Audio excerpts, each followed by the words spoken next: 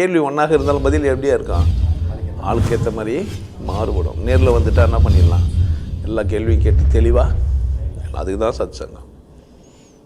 என்னுடைய நோக்கம் எல்லாம் மனிதர்கள் எல்லாம் மகிழ்ச்சியாக இருக்கணும், அவ்வளோதான்.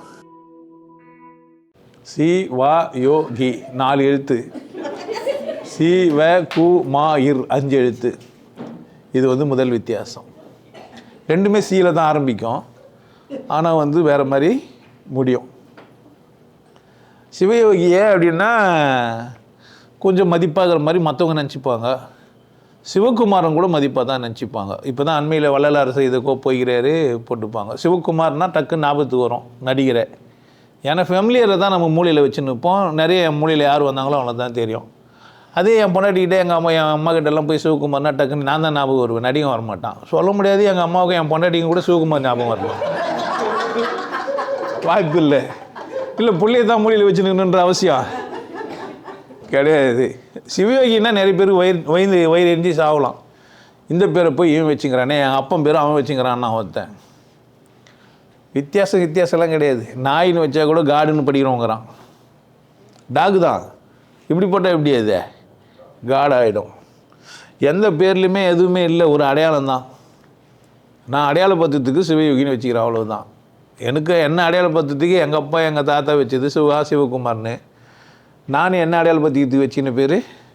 பட் எங்கள் அப்பா எங்கள் அம்மா வச்ச எங்கள் தாத்தா வச்ச பேர் நான் இன்னும் இல்லை. என் பாஸ்போர்ட் எல்லாம் சிவகுமார் தான் இருக்குது. நீங்கள் போய் சிவகுமார் சிவயோகி வந்துக்கிறாரா, சிவயோகி இங்கே போகிறாரான்னு யாருன்னா போய் ஏர்போர்ட்டில் போய் செக் பண்ணிங்கன்னா கிடைக்காது. ஏன் ஆமாம், அப்போ ஏன் 2 பேர் வச்சுக்கிறேன்னா நான் 4 பேர் கூட வச்சுப்பேன். வச்சுக்கிறது 4 பேர் வச்சுப்பேன், 8 பேர் வச்சுப்பேன். யார் இஷ்டம்? அவங்கவுங்க இஷ்டம். என்ன மாமான்னு கூப்பிடுவாங்க, அத்தான்னு கூப்பிடுவாங்க, இல்லை சிவான்னு கூப்பிடுவாங்க, ஏங்கன்னு கூப்பிடுவாங்க, ஏங்கின்னுவாங்க. தெரியாது எனக்கு. ஒருத்தருக்கும் செல்லோன்னு கூப்பிடுவாங்க, குள்ளன்னு கூட கூப்பிடலாம். யார் இஷ்டம்? அவங்க இஷ்டம்.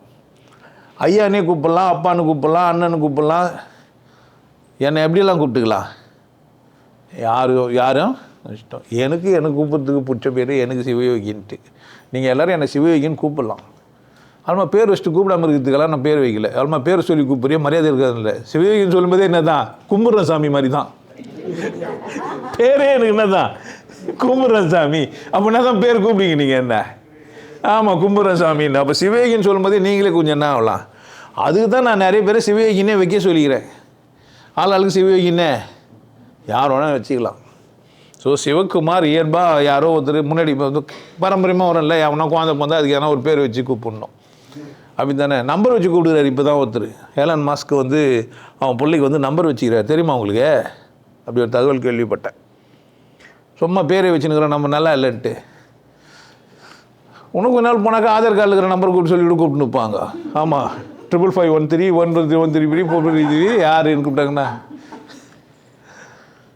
ஒரு இங்கிலீஷ் படங்கள்லாம் பார்த்தீங்கன்னா அந்த ரிஜமெண்ட்டில் இருக்கிறவங்களுக்கு டக்குன்னு என்ன பண்ணுவாங்கன்னா பேர் சொல்லி கூப்பிடக்கூடாது, தெரிஞ்சுக்கூடாதுன்றதுக்காக நம்பருங்களை கொடுத்துருவாங்க. சிறைச்சாலை போனாலும் நம்பர் தான்.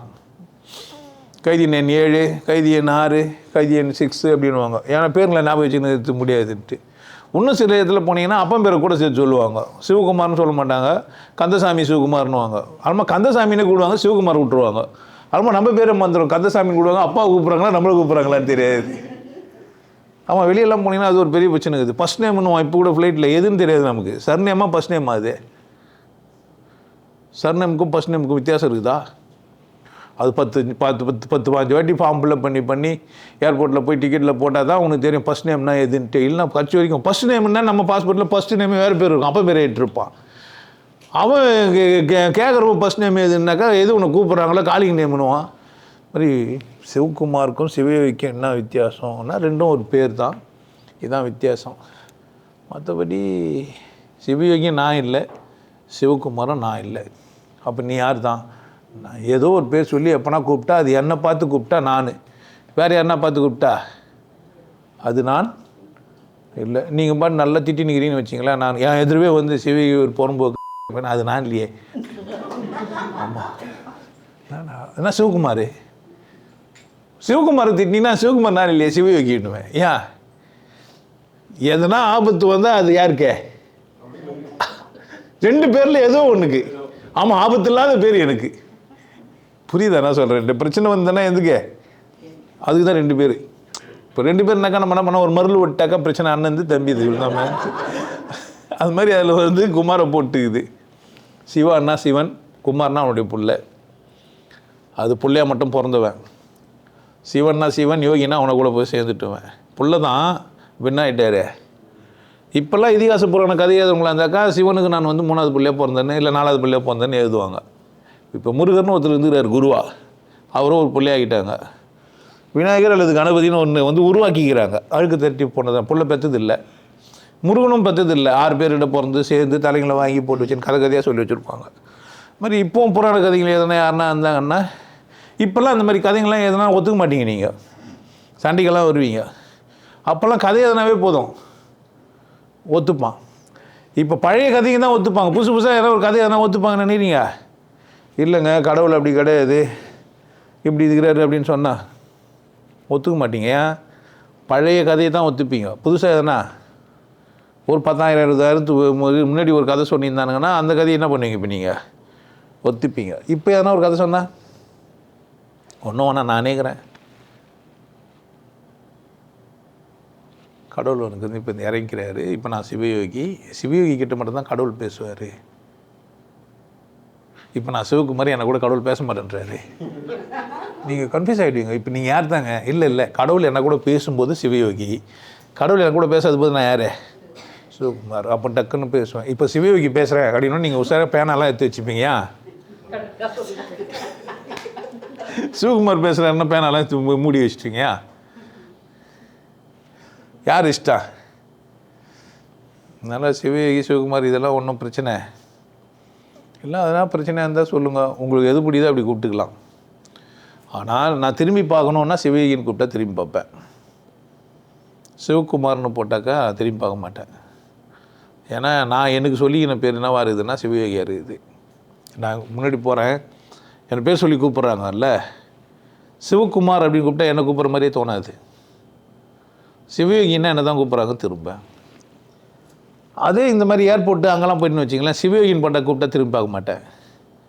அப்போ எத்துக்கு ஏற்ற மாதிரி மாறிப்பேன் நான். ஏன்னா நான் இங்கே அவன் நான் இல்லை, இங்கே இல்லை. ஏர்போர்ட் உள்ளே போனவொடனே சிவகுமார் ஆகிடுவேன்.